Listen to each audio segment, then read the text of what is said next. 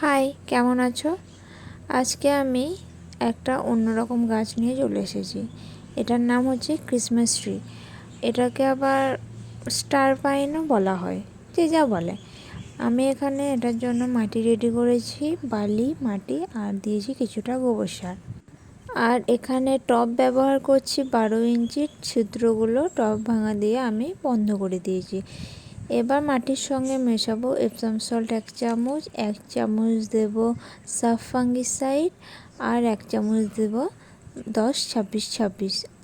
10-26-26 না থাকলে তোমরা যে কোনো ধরনের এমপিকে ব্যবহার করতে পারো। এপসাম সল্ট গাছকে সতেজ রাখে, গাছের শিকড় বৃদ্ধি করে এবং গাছের খাবার তৈরিতে সাহায্য করে। মাটিতে যেন কোনো রকম ফাঙ্গাস না জন্মায়, তাই আমি এখানে সাফ ফাঙ্গিসাইড ব্যবহার করেছি।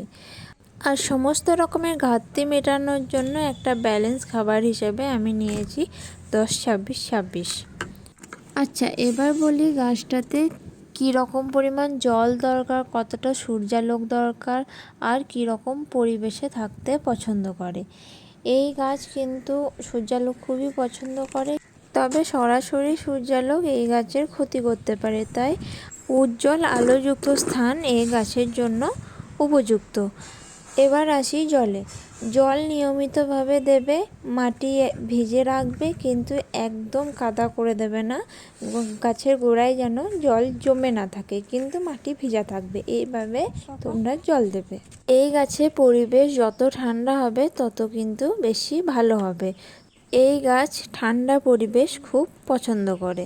চলো, কথা বলতে বলতে আমার গাছ বসানো কমপ্লিট। আজকের মতো এটুকুই। ভালো থেকো, একটা লাইক করে দিও। টাটা।